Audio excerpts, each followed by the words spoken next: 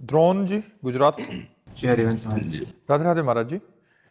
महाराज जी, काशी में भोले बाबा का साक्षात्कार को ही भगवत प्राप्ति माना जाएगा, जैसे आप? हाँ बिल्कुल, पूर्ण है। हाँ पूर्ण है। भगवान शिव, भगवान श्री हरि, भगवान ब्रह्मा जी, ये सब भगवत स्वरूप है, सब भगवत स्वरूप है। पर जब प्रेम की बात आती है तो देखो, भगवान शंकर भगवान श्री कृष्ण के चरणामृत को अपने माथे पे धारण किए हुए हैं। गांगम वारि मनोहारि मुरारि चरणच्युतम त्रिपुरारि शिरश्चारि पापापहारि पातु माम।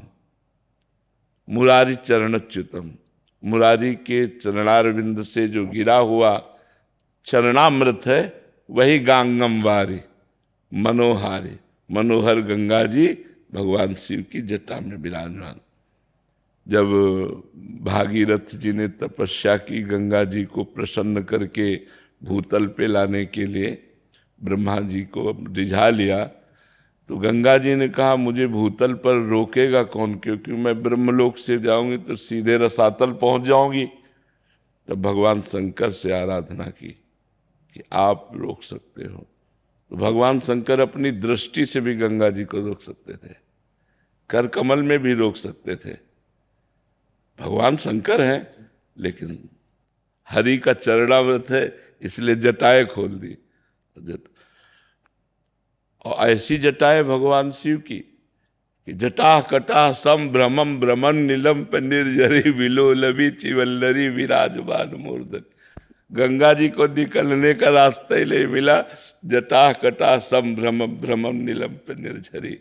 फिर एक जटा खोली, 3 धाराएं प्रकट हुई, अलकनंदा, भागीरथी, मंदाकिनी। तो अलकनंदा स्वर्ग में विराजमान है, भागीरथी पृथ्वी में विराजमान है, और मंदाकिनी नीचे पाताल में विराजमान है। तो भगवती गंगा जी को भगवान शिव इसीलिए माथे पे धारण किए कि जब प्रेम की बात देखते हैं तो परस्पर हरि के आराध्य देव भगवान शिव हैं और शिव के आराध्य देव हरि हैं। तो चाहे हरि का साक्षात्कार करो तो पूर्ण है, चाहे शिव का साक्षात्कार करो तो पूर्ण है। वो ब्रह्म है, शिव साक्षात ब्रह्म है, हरि साक्षात ब्रह्म है, लीला के लिए रूप धारण किए हुए हैं। पीछे आपने नाम अपराध में भी ये बात बताई। हाँ हाँ ठीक है। हाँ हाँ बिल्कुल नहीं, इनमें भेद नहीं।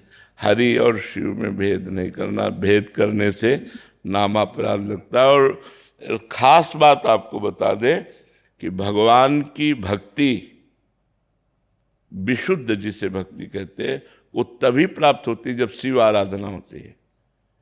अयोध्या वासियों को भगवान श्री राम ने एकत्रित करके बैठाला और कहा, औरो एक गुपुत मत सबई कहों कर जोरी, शंकर भजन बिना नर भगति न पावे मोरी। स्पष्ट वर्णन किया कि औरो एक गुपुत मत सबई कहों कर जोरी। अयोध्यानाथ है, लेकिन कैसे दैन्यता से कह रहे हैं कि मैं हृदय की गुप्त बात कहता हूं, शंकर भजन बिना नर भगति न पावे मोर। बिना भगवान शिव की आराधना के हरि की भक्ति प्राप्त नहीं की जा सकती। शिव द्रोही मम दास कहावा, सो नर मोहि सपने नहीं भावा। भगवान कहते हैं भगवान शंकर से द्रोह करे और मेरा दास कहलाए, वो मुझे स्वप्न में भी अच्छा नहीं लगता है, ऐसा भगवान। महाराज श्री काशी में भगवत प्राप्ति हुई और वृंदावन में हुई, उसमें अंतर क्या है?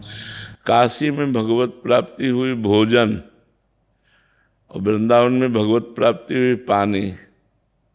भोजन के बाद प्यास लगती है ना, उसकी पूर्ति हो गई। काशी में भगवत प्राप्ति के बाद जो प्रेम की पिपासा है, जैसे अभी जो प्रेम की बात कही कि तन मन के बिछड़े नहीं चाह बड़े दिन है, जो पिपासा है उसकी पूर्ति वृंदावन में हुई। प्रेम की जो पिपासा है वो वृंदावन में पूर्ति हुई, क्योंकि सारा वैभव एक का है, तत्व तो एक ही है, दो नहीं है।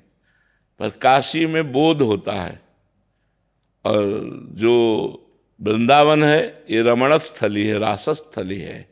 यहाँ उसका जैसे आत्माराम भगवान अपने आप में रमण करते हैं, ऐसे ही भगवान का जैसे शिव तत्व का बोध होने के बाद इस प्रेम तत्व का रसास्वादन वृंदावनेश्वरी श्री राधा किशोरी के चरणारविंद की प्रधानता रखते हुए तब होता है। तो इसलिए भगवान शिव जब कृपा किए तो भेज दिए वृंदावन का रसास्वादन कराने के लिए।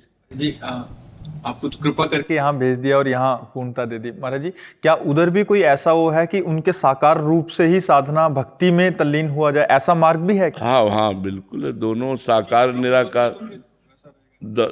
निराकार दोनों रूप है, और उनमें भी अत्यंत आसक्ति करके प्रेममय जीवन व्यतीत किया जा सकता है। पर वो जहाँ उनसे कोई प्रेम करेगा तो फौरन वो भगवान श्री कृष्ण के चरणों में भेज देंगे। नरसिंह जी ने अनन्य प्रेम किया भगवान शिव से, तुरंत भेज दिया रास में।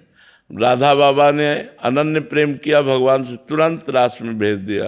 वो परम वैष्णवाचार्य भेज देते हैं तुरंत कृपा। चलो हमारा उन्हीं का तो विलास है, रास विलास उन्हीं का है, किसी और का नहीं है। वही श्री कृष्ण, वही शिव है, वही राधा है, वही जगदम्बा है, कोई और थोड़ी, वही है। तत्व तो एक है, विलास उन्हीं का है।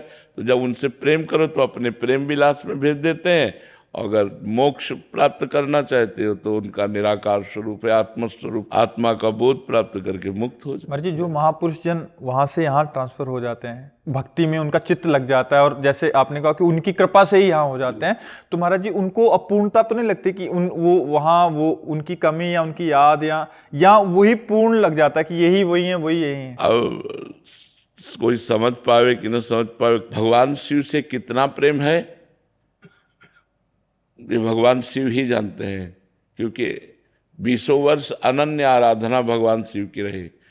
अब उन्होंने जैसे प्रिया प्रीतम के चरणों में भेज दिया, और अब क्यों कि अब जैसे कर्पूर गौरम करुणावतारम, वही करुणामयी गौरी किशोरी है।